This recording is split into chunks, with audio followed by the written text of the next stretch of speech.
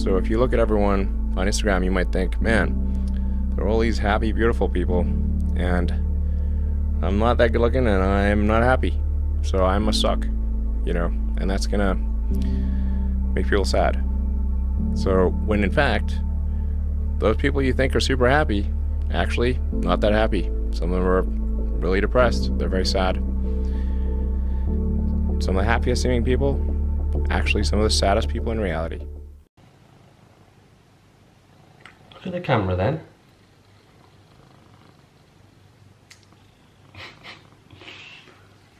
I feel like that introduction was pretty deep. But yeah, we'll get onto Instagram a little bit later on in the video. But first, let's talk COVID. So yeah, it's currently Thursday as I'm recording this. I tested positive for COVID on Sunday. So yeah, literally Saturday night. So like that's the thing. Like I went to work Saturday morning, felt fucking pretty much fine. I felt a little bit tired, but nothing what made me think, oh my god, I got COVID. And then I got home from work, and then literally, yeah, I was just in bed for like 14 hours from Saturday afternoon till Sunday morning. Couldn't stop shaking. Temperature, I've got a Aura ring, so this measures my temperature. It was about 3 degrees higher than usual, which for body temperature is a hell of a lot. And then yeah, just woke up Sunday, still felt awful. Did one of the little tests, came back positive. Went and did an actual PCR test shortly after, which then the day after they texted me to say that was positive again. So yeah, here we are. But no, I mean, it's been what, four or 5 days now. I do feel a lot better today. It was only really Saturday evening and then Sunday that was pretty rough. Every day since then has pretty much been getting better and better. The only annoying thing is like my nose has just been really blocked, so obviously I've been getting quite bad headaches the last couple of days, but other than that it's not too bad now, so hopefully, fingers crossed, on the mend. And I'm about 3 kilos lighter than I was when I last weighed myself on my weighing app. So yeah, I've literally lost like 3 kilos in the space of 4 or 5 days because I've probably been eating less than 1,500 calories a day. Whereas usually I'm eating like 3,500. So yeah, not good. But again, it's just one of them. I know that once I get back up to eating sort of like 2.5, 3.5, that I'll put that weight back on. But yeah, just a little bit annoying in the short term. So we're going to have a slight change of scenery for the next clip, in which I'm going to talk about sort of post-shoot thoughts and what the next months of training and nutrition and goals looks like for me. So see you in the next clip. Just look at that for a transition. Too easy. That's all it is. I'll keep this pretty short and sweet because, to be fair, if you follow me on Instagram, you'll kind of probably know where I'm going with this anyway. Because I have spoke about it in a couple of my posts on there. So, but for now, i.e. the next sort of 6 to 12 months, the main focus is just going to be to go back into a gaining phase again. So calories are at 3,500 at the minute. Well, not at the minute because I've got COVID, but once I've recovered from this, that's what I'll be aiming for, 3,500. However, that probably will be going up quite significantly because I'm barely putting weight on at 3,500 just because of the energy demands day to day in my job. But again, any updates to that, I will keep you guys updated as we go along. But yeah, the main goal is to just make the most of this gaining phase. Obviously, the last gaining phase I did, I know what worked, I know what didn't work. The hardest thing within the last gaining phase was getting the meals in. So that's why this time around I'm getting a large sum of my meals from a meal prep company, NutriFast, who are based at Ultraflex in Rotherham. So that already has been a massive help in terms of getting the meals in, which, like I say, was the one thing that I feel like held me back from pushing my body weight higher than I got it. So hopefully this time around we don't have that issue. And then yeah, so again, it's not a definitive set in stone, but we're potentially thinking of 2023 as that year to do the first competition. But again, I'm not. I've got that goal in mind, but I don't like to think too much ahead just yet. Like, I like to have that vision in there of that long-term goal, but I'm not too focused on that just yet. So again, if as it gets close to the time, we may, like what I did with the last photo shoot. I was going to do the last photo shoot in April, but due to circumstances, we decided to push it back a bit. So I'm more than happy to do the same with this as well. I want to make sure that I'm right, that I've put on enough muscle, and that I've almost earned the right to be stepping on the stage. I don't want to do it too early. I want to make sure I've got the right amount of muscle, the right frame, the right build for it. So however long that takes is pretty irrelevant, to be fair. But 2023 is on paper what we've realistically set out. But yeah, I'm excited to record and document this journey, not only for myself but for you guys as well. Like, I had probably a good handful of messages off the back of the photo shoot prep from people that have almost seen me go through that prep and been like, wow, it just goes to show that with the right work ethic you can sort of achieve what you want, essentially, whether it's physique, whether it's business, relationship, life. That work ethic that you put into your body will have a carry-on effect to other aspects of your life. Like, there's no coincidence that by me getting in the best shape of my life, that I'm sort of the busiest I've ever been business-wise. I'm sort of the healthiest that I have been in a very long time, not only physically but mentally, in terms of the perception of myself, how that's changed in the last sort of 2 years. Like, everything has just had a knock-on effect off the back of me getting in the best shape of my life. So if you're someone that's watching this, I cannot recommend highly what it would do for you physically and mentally, and all other aspects of your life, getting in, or just committing and taking the time to get in the best shape of your life, because I guarantee you will not look back.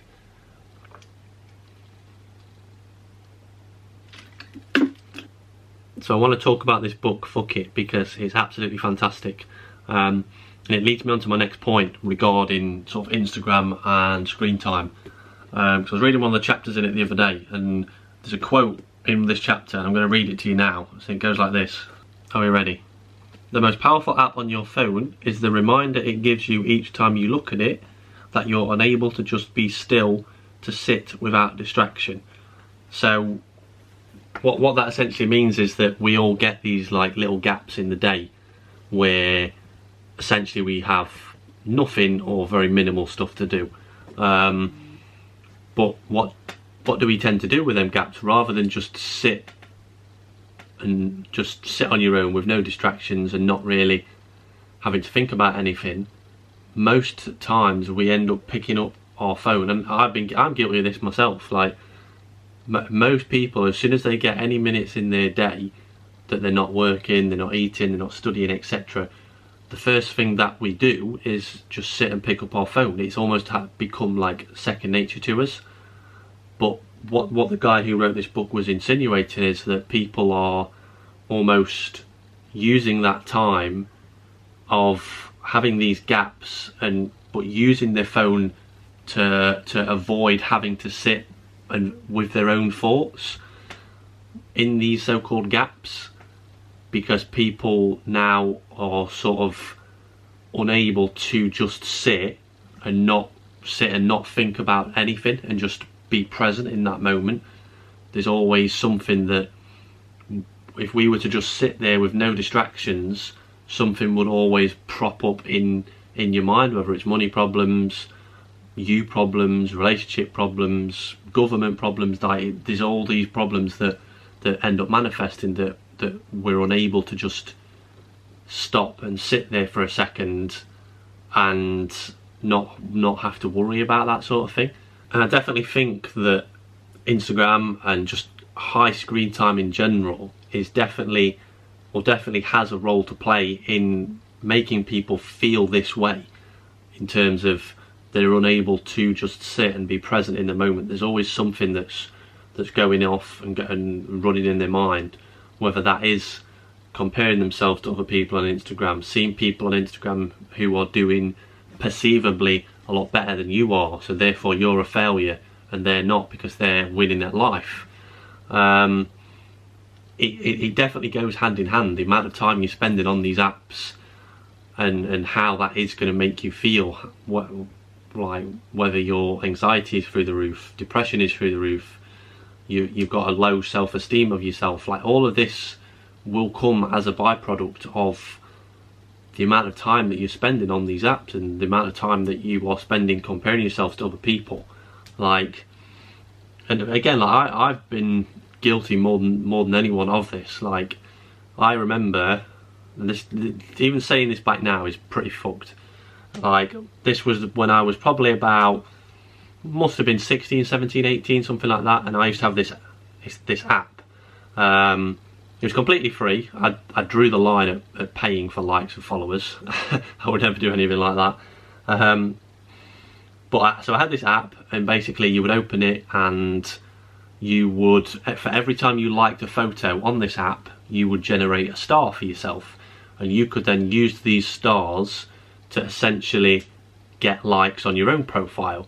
So I would spend X amount of time on there before I put a post out, liking all these posts and getting these stars, and then I'd put a post up on my personal page, just like a selfie, and I would then use these stars, which would then bump up my likes to like 600-700 likes per post, because in my mind I was doing that because that would then give other people validation that, oh my god, this guy's getting 700 likes on his post.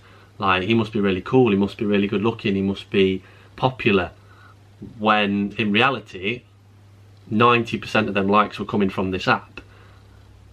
And like saying that back now, you look at the reason that I was doing it back then was essentially just for validation from other people that probably didn't give a shit how many likes I was getting per post. So, like, I've been very much in the deep end of it, and I'm very glad that I got out of it when I did, because again, people can get sucked into social media and just get spat straight back out if you're not careful with it. And I think that's, a lot of people are going down that route of comparison, of judging their own lives based off other people's lives that they see through Instagram. Whereas I look at like where I'm at nowadays, and it's like I don't use my personal Instagram anymore. I've stopped using that. I only use Instagram for business purposes now. So I'm not spending hours and hours and hours on Instagram just scrolling through posts, looking at stories. So I'm very, because I'm only on there for business, I'm very cautious of who I follow on there. A lot of the people that I follow are friends, clients, people within the fitness industry that I look up to, which almost inspires me to go on Instagram, because I know that I'm going to go on Instagram and I'm going to see clients putting stuff out about how well they're doing, or I've got mentors that are putting valuable information out for me, rather than just going on there to look at what everyone else is up to and thinking, oh, look how great their life is, look what they're doing, they look amazing, I look like shit. You see the difference in opening up Instagram to that compared to what I open up Instagram to now.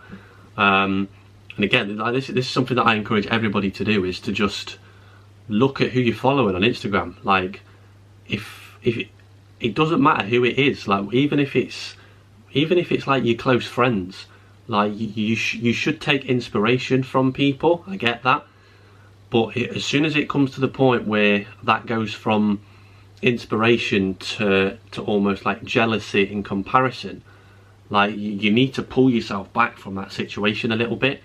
And I would honestly argue the case of taking it one step further and just like take Instagram as an example. Just totally come off Instagram for a week. Like, and if you're only using Instagram for personal use, you're it's not the be all and end all. Like if the app was to shut down tomorrow, you would still go about your life as normal. So come off it for 7 days. Like, what's the worst that can happen? If anything, after them 7 days, I guarantee you won't spend half as much time on it after you've come off it again, because you won't want to, because you won't have missed out on anything. Because again, like, you'll be surprised that you're not going to miss out on much by coming off Instagram for 7 days. And this is something that I've advised this to many clients that again find themselves going down that sort of path of spending way too much time on Instagram, comparing themselves to Instagram and letting it affect their mood and their self-esteem. So I just say to them, look, just come off it 7 days. What's the worst that can happen? And I would 100% recommend anyone that's watching this to do exactly the same, because again, I guarantee you, once that 7 days is up, you will not want to spend half as much time on Instagram as you did before it, because you'll realise, fuck me, there's actually so much more to life than sitting on Instagram and looking at what all these influencers are doing with their amazing lives, when actually you can focus more on your own life, be more present about your own life, and actually enjoy the little things in life a lot more, rather than worrying about why you aren't as good as someone on the other end of a phone. But yeah, I don't use personal Instagram anymore. Like Facebook, I'll use that for business more than anything, just resharing posts.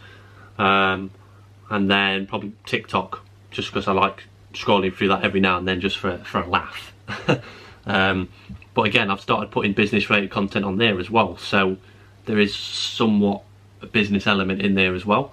But yeah, like I don't use Instagram for personal, I don't use Snapchat, definitely don't use Twitter. That is literally the worst one. If you want to come out of an app feeling like an absolute piece of shit, just go on Twitter for an hour and I'm sure you'll come away feeling absolutely awful.